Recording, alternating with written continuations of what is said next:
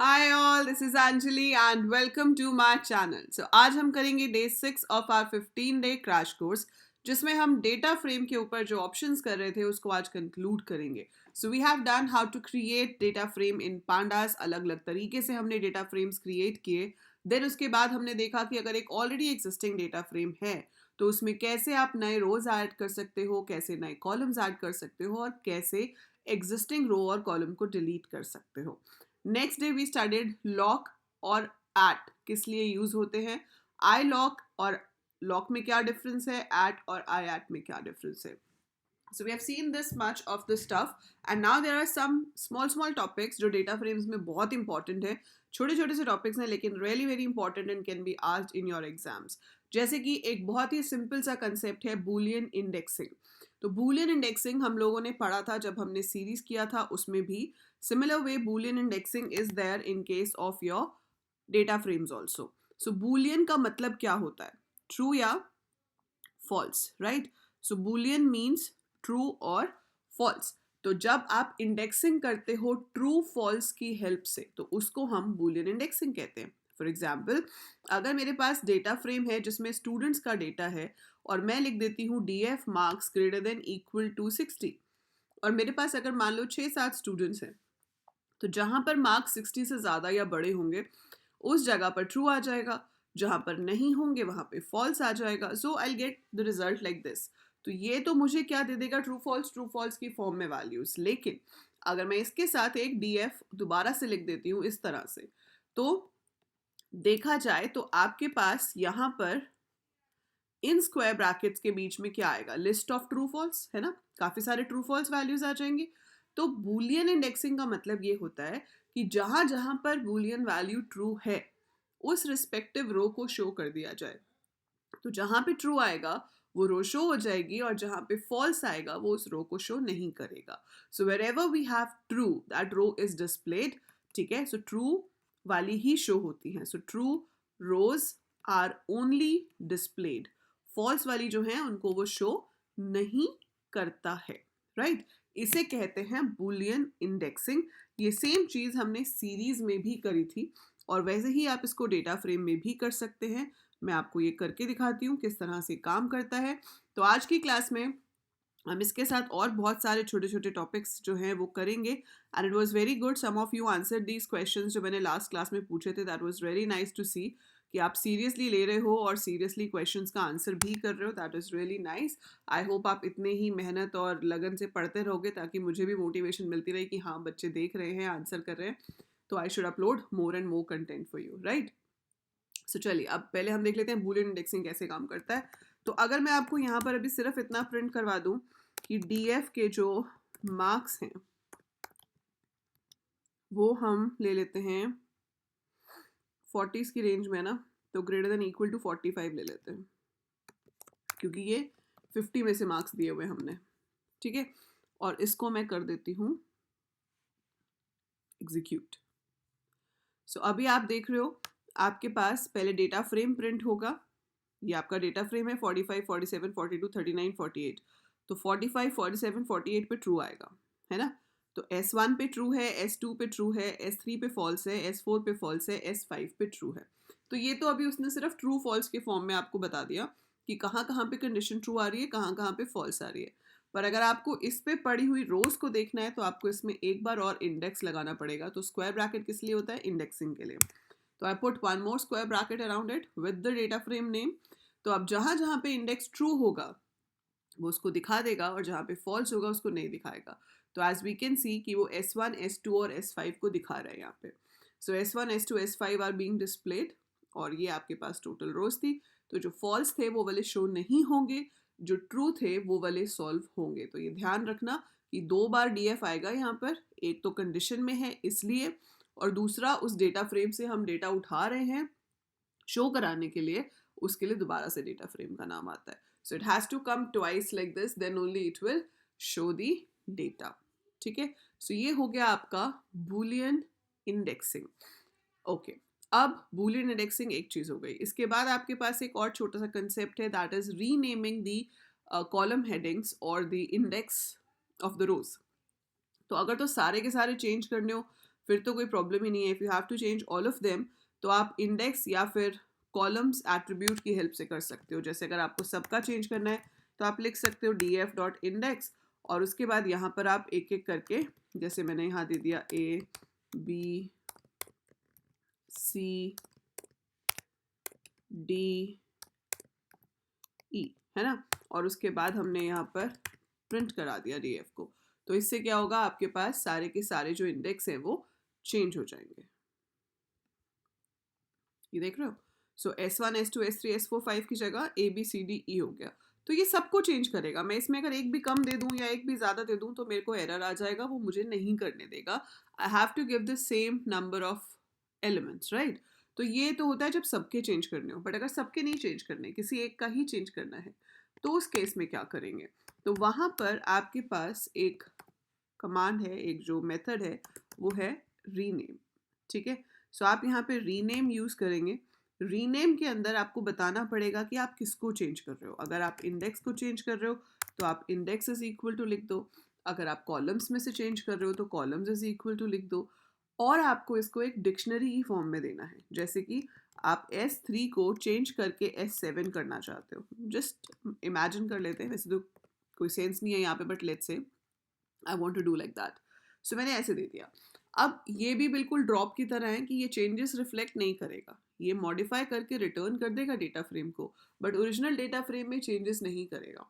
अगर आपको original data frame में चेंजेस कराने हैं तो आपको लिखना पड़ेगा क्या, क्या लिखना पड़ेगा, in place is equal to true. So in place is equal to true लिखने से जो चेंजेस हैं वो आपके उसी डेटा फ्रेम में हो जाएंगे. और अब आप यहाँ पर देख सकते हैं कि instead of S3 it is S7. ठीक है. तो ये मॉडिफाई हो गया है. तो एक से ज़्यादा करना हो तो कॉमा दे के यहाँ पर दे सकते हो. तो जितनी रोज हैं वो सारी आप इंडेक्स में दे दोगे. और अगर आपको कॉलम्स बदलने हैं, जैसे रोल नंबर की जगह एडमिशन नंबर करना चाहते हो, तो you can write columns is equal to roll number dot colon, dictionary में कोलन आता है बीच में. I want to make it admission number, तो मैंने ऐसे दे दिया. तो अब ये आपका रोल नंबर की जगह उसको चेंज करके एडमिशन नंबर कर देगा. ठीक है. सो इस तरीके से हम क्या यूज़ करते हैं, रीनेम. सो रीनेम का मतलब होता है कि आप मॉडिफाई कर सकते हो नेम ऑफ द रोज और name of the columns in the form of a dictionary. तो हम ओल्ड नेम बताते हैं, न्यू नेम बताते हैं. जहाँ पे ओल्ड नेम है वो न्यू नेम से चेंज हो जाता है. ठीक है. Okay, one thing. Now, third thing which we are going to do today is writing into the CSV files. तो अभी तक जो आपका डेटा फ्रेम का डेटा है वो टेम्परेरी है, वो रैम में है. मैं प्रोग्राम खत्म करती हूँ, इट इज़ गॉन, है ना. वो कहीं पे भी परमानेंटली स्टोर्ड नहीं है. आप चाहते हो कि वो कहीं पे सेव्ड हो, ताकि लेटर ऑन मुझे उस डेटा को कहीं ईमेल करना है या मुझे उसका प्रिंट आउट निकालना है. So I should be able to do that. मैं उस डेटा को प्रोसेस कर सकूँ और लेटर ऑन जहाँ मैंने छोड़ा था वहीं से ही मैं शुरू करा सकूँ. जैसे अगर मैं अभी यूज़र से ये 5 स्टूडेंट्स का डेटा पूछ भी लेती हूँ, इनपुट करा लेती हूँ और इसको डेटा फ्रेम में डाल भी देती हूँ, लेकिन जैसे ही प्रोग्राम ख़त्म होगा वो सारा का सारा डेटा गया, इट्स ऑल गॉन. मेरे पास कुछ नहीं बचेगा क्योंकि वो सारा का सारा डेटा सिर्फ रैम में था और प्रोग्राम ख़त्म होते ही रैम क्लियर हो जाएगी. आपको जब दोबारा यूज़ करना है तो दोबारा से इनपुट करना पड़ेगा. तो यहाँ पर ज़रूरत पड़ती है सेकेंडरी स्टोरेज की, जो हम फाइल्स में भी कर सकते हैं एंड ऑब्वियसली MySQL के साथ कनेक्ट करके डेटाबेस में भी कर सकते हैं. तो अभी हम बात करते हैं कि अगर मुझे इसको CSV फाइल में सेव करना है तो मैं कैसे करूँगी. बहुत ही ईजी है, बहुत ही ज़्यादा ईजी है, हम सोच भी नहीं सकते. आपको सिर्फ लिखना है डेटा फ्रेम डॉट to_CSV. बस ये प्री डिफाइंड फंक्शन है, कोई एक्स्ट्रा चीज़ इंपोर्ट नहीं करनी. इसके लिए आपने सिर्फ लिखना है df.to_CSV और इसके अंदर अपनी फाइल का नाम. तो फाइल का नाम मैंने दे दिया students.csv. That is it. आप चाहो तो एब्सोल्यूट पाथ भी लिख सकते हो, मतलब आप इस तरह से पाथ भी दे सकते हो, D ड्राइव में ABC फोल्डर के अंदर students.csv बनाओ. और अगर आप ये पाथ नहीं देते हो तो जिस जगह पर आपकी पाइथन फाइल है जहाँ पे .py आप सेव कर रहे हो, जब आप इसको रन करोगे वो बाय डिफ़ॉल्ट वहीं पर इस फाइल को क्रिएट करेगा. तो students.csv will be created right there where you have your file. तो मेरी इस फोल्डर में बनेगी. तो मैं यहाँ पर स्क्रॉल करके दिखाती हूँ आपको. ये रही students.csv. I open this and यही रिकॉर्ड्स हैं. यही है, देखो यही था ना यहाँ पे जो डिस्प्ले हो रहा है। The same thing is stored over here. तो CSV की फुल फॉर्म क्या है? Comma separated values. तो यहाँ पर कॉमा सेपरेटेड वैल्यूज आ गई। अब पहले वाली हेडिंग खाली है क्योंकि वो रो इंडेक्स आ रहे हैं। आप चाहते हो कि रो इंडेक्स नहीं मेरे को सेव करने, why should I save the row index, है ना, मेरे को सिर्फ डेटा सेव करना है, इंडेक्स सेव नहीं करने। तो आप यहाँ पर लिख सकते हो index is equal to false. तो index is equal to false लिखने से क्या हो जाएगा कि हमारा जो इंडेक्स है वो राइट नहीं होगा फाइल के अंदर। तो अभी मैं आपको दिखाती हूँ। If I go and open it now, तो इसमें S1 S2 S3 S4 S5 right नहीं हुआ है क्योंकि मैंने index is equal to false लिख दिया था। तो index is equal to false लिखने से वो राइट नहीं होता है। सिंपल, क्लियर है? सो ये हो गया राइट कैसे करते हैं। बस इतना ही आपको पता होना चाहिए। पेपर में भी इसके ऊपर 1 या 2 नंबर का क्वेश्चन आएगा। सो यू शुड नो कि किस फंक्शन की हेल्प से हम राइट करते हैं। तो फंक्शन का नाम क्या है? to_CSV। केस भी याद रखना है कि स्मॉल में था या कैपिटल में था। आपको केस स्टडी में क्वेश्चन दे देंगे, चारों कमांड्स में to_CSV लिखा होगा, लेकिन किसी में कैपिटल होगा, किसी में स्मॉल होगा, किसी में अंडरस्कोर होगा, किसी में अंडरस्कोर नहीं होगा। तो यू हैव टू रिमेंबर कि अंडरस्कोर है बीच में टू और CSV के, और to_CSV दोनों ही स्मॉल लेटर्स में है, इसमें कोई भी लेटर कैपिटल आपको नहीं लिखना है। That is how we can write. अब आप यहाँ पर एक नया प्रोग्राम बना के इसी फाइल को रीड करना चाहते हो तो इट्स ओके। हम क्या करते हैं, ये मान लो ये है AA.py, ये तो बनाया हुआ है इन्होंने डेटा फ्रेम पूरा, तो चलो कोई नहीं, हम नई फाइल बना लेते हैं। So I right click over here, I go to new Python file and मैंने नाम दे दिया readdf। सो ये आपकी न्यू फाइल आ गई। यहाँ पर हमने कर लिया import pandas as pd df is equal to, अब जैसे to_CSV था, ठीक है, to_CSV किसके साथ लिखते हैं? डेटा फ्रेम के साथ। डेटा फ्रेम का नाम .to_CSV, फाइल का नाम it will write into the CSV file. Same way pd.read_CSV, so pandas के साथ लिखना है आपको read CSV, ठीक है, और हमें अपनी फाइल का नाम देना है। तो फाइल का नाम क्या था? students.csv। So it will read from that file और वो उसको कहाँ पर ले आएगा? डेटा फ्रेम में। तो ये students.csv था, ये नाम मैंने यहाँ दे दिया और मैंने कुछ भी नहीं किया, सिर्फ इस डेटा फ्रेम को प्रिंट करा दिया। सो इतना सा प्रोग्राम लिखा है मैंने 3 लाइन का आपके सामने, एंड मैं इसको एग्जीक्यूट करती हूँ। So when I executed I am getting the same data. यही था मेरे पास। बस इंडेक्स जो है वो S1 S2 S3 नहीं आया है, वो 0 1 2 3 4 आया है क्योंकि हमने इंडेक्स राइट नहीं किए थे। हम चाहें तो यहाँ पे इंडेक्स चेंज कर सकते हैं और उसके लिए obviously we have this command df.index is equal to, तो जो भी इंडेक्स आपको देने हैं वो आप दे सकते हैं। आप इसको लूप की हेल्प से भी जनरेट करा सकते हो ताकि वो हर बार आपके जो इंडेक्स हैं, जितने रिकॉर्ड्स हैं, उसके हिसाब से ले ले। तो हम वो भी कर सकते थे, ठीक है। So we can do it that way also. So that's totally up to you. How do you want to take it? So इस तरह से हम रीड कर सकते हैं। रीड करते हुए आपके पास कुछ एट्रीब्यूट्स भी हैं, जैसे कि अगर आप सारे के सारी रोज, ये तो छोटी सी CSV फाइल है, पर हम नेट से जब डेटा डाउनलोड करते हैं तो हमारे पास हज़ारों रिकॉर्ड्स होते हैं CSV फाइल में। तो अगर आप वहाँ पे चाहते हो कि भाई सारे के सारे नहीं देखने, सिर्फ 3 ही देखने हैं, तो आप लिख सकते हो nrows इज इक्वल टू 3। तो अभी तो इंडेक्स पे एरर आ जाएगा, let me remove this line, क्योंकि हमने फेच करने को बोला है 3 और जबकि मैंने इंडेक्स दिए हैं 5। सो यहाँ पर मैंने लिखा nrows इज इक्वल टू 3, तो आप देखेंगे कि वो सिर्फ 3 ही स्टूडेंट्स को फेच करेगा। So nrows is equal to 3 लिखने से 3 रोज ही फेच होंगी। That is how we write it. हम heading is equal to none भी लिख सकते हैं जब रीड कर रहे हो, बताने के लिए कि हेडिंग रो नहीं है। बाय डिफॉल्ट वो एज्यूम करके चलता है कि फर्स्ट रो जो है वो हेडिंग्स है, जैसे यहाँ पर उसने अपने आप फर्स्ट रो को हेडिंग्स ले लिया और सेकेंड रो से डेटा को लेना शुरू किया है। अगर आप heading is equal to none कर दोगे तो जो आपकी फर्स्ट रो है वो भी डेटा के अंदर इंक्लूड हो जाएगी। तो heading is equal to none कहाँ लिखते हैं? यहाँ पर। तो ये एट्रीब्यूट्स आपको पता होने चाहिए कि इनसे क्या होता है, ठीक है। और तीसरी चीज़ है स्किप रोज। अगर आप स्किप रोज करते हो कि आपको टॉप में से कितनी रोज को स्किप करना है, how many rows you want to skip from the top, ठीक है। So how many rows you want to skip from the top, अगर आप वो देना चाहते हो तो आप वो भी दे सकते हो, राइट। सो ये शायद राइट करते हुए हम नन देते हैं, रीड करते हुए यू कांट स्पेसिफाई दिस। जब आप 2 CSV कर रहे हो तब आप लिख सकते हो heading is equal to none, ठीक है। यहाँ पर आप लिख सकते हो skip rose.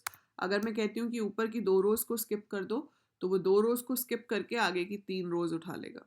It will do something like that, ठीक है। सो वैसे तो हम कभी भी एन रोज और स्किप रोज को एक साथ यूज नहीं करेंगे, तो या तो आप एन रोज दो या फिर आप स्किप रोज दो। तो स्किप रोज 2 से क्या हो गया कि ऊपर की 2 रोज को स्किप कर दिया, अब ये जो डेटा था इसको उसने हेडिंग मान लिया और उससे अगली जो 3 रोज थी उसको उसने डेटा मान लिया, ठीक है। तो स्किप रोज का मतलब होता है ऊपर से कितनी रोज को स्किप करना है। एन रोज का मतलब है रोज कितनी पिक करनी है, कितनी दिखानी है, ठीक है। So that is how your read CSV works. तो ये एक एक मार्क का कोड आपको पूछा जा सकता है, या फिर आपको फिल इन द ब्लैंक में पूछ सकते हैं कि कोड लिखा होगा और उसमें ब्लैंक होंगे एंड वहाँ पर आपको फिल करके सही स्टेटमेंट बतानी होगी केस स्टडी क्वेश्चन में कि हम इसमें क्या लिख सकते हैं, राइट। एक और टॉपिक बचता है, छोटा सा टॉपिक है, काफ़ी कम पूछा जाता है but still you should know, that is iter rows and iter items. Now what is iter rows and iter items? जैसे अभी यहाँ पर मैं ये डेटा फ्रेम रीड कर रही हूँ तो मेरे पास ये 5 रोज आ रही हैं, ठीक है। आप चाहते हो आइटर मतलब रिपीटेशन, आइटरेशन का मतलब ही होता है रिपीट करना। तो जब हम किसी चीज़ को रिपीट करते हैं उसको हम आइटरेशन कहते हैं। तो आप अगर रो वाइज आइटरेट करना चाहते हो तो आप लूप लगाएंगे जहां पर आप कुछ भी लिख सकते हो फॉर के इन DF, ठीक है। अगर मैं सिर्फ इतना लिखती हूँ तो क्या ये चीज़ चलेगी? क्या ये इसको एक्सेप्ट करेगा? अगर मैं ऐसे कर दूं प्रिंट के और मैं इसको रन करके देखूं तो ये क्या करेगा? डेटा फ्रेम को पहले शो कराया हमने प्रिंट DF से, ठीक है। तो अब वो क्या कर रहा है, जब आप फॉर के इन DF लेते हो तो वो सिर्फ कॉलम्स के नाम दिखा रहा है। So by default it takes only the column names, क्योंकि वो उसको डिक्शनरी ऑफ लिस्ट की तरह ट्रीट कर रहा है और डिक्शनरी की जो कीज हैं उनको शो कर रहा है। तो कीज क्या हो गई? रोल नंबर, नेम, क्लास और मार्क्स। लेकिन आप ये नहीं करना चाहते, आप करना चाहते हो iterate over the rows. So df dot iter rows and now I run it. तो पहले फर्स्ट रो आएगी, फिर second row, third row as a series. तो आपके पास ये पहले फर्स्ट रो आई जिसका इंडेक्स क्या है? 0। ये उसका डेटा है, roll number 11, name Ajay, class 12, marks 45। फिर उसका इंडेक्स है 1, रोल नंबर है 12, उसका डेटा आ गया and so on. So it comes like this. तो मतलब ये हर रो के लिए आइटरेट कर रहा है। आप यहाँ पे काउंट करा सकते हो कितनी रोज हैं, या आपको रोज की इंडिविजुअल वैल्यूज के ऊपर कोई कंडीशन लगानी है, कोई कैलकुलेशन करनी है, तो हम वो भी यहाँ पर कर सकते हैं जो नॉर्मल फंक्शंस के थ्रू अवेलेबल ना हो, तो वो यहाँ पर किया जा सकता है, ठीक है।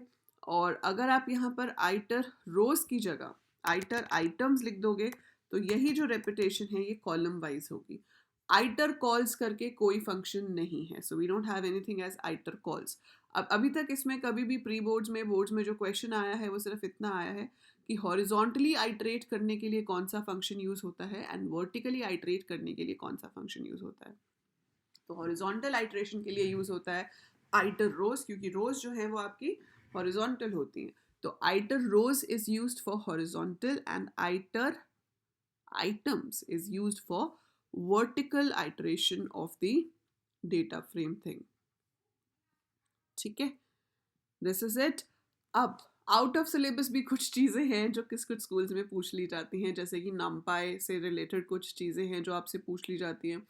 Then there is a function called append, there is a function called merge. As per CBSE guidelines ये रिमूव्ड हैं सिलेबस में से, बट काफ़ी स्कूल्स में प्री बोर्ड्स में ये क्वेश्चंस दिए गए हैं because they might have seen in some question bank and that's why वो आपके स्कूल के पेपर में दे दिए जाते हैं, पर बोर्ड्स में इसके आने के चांसेस ना के बराबर हैं।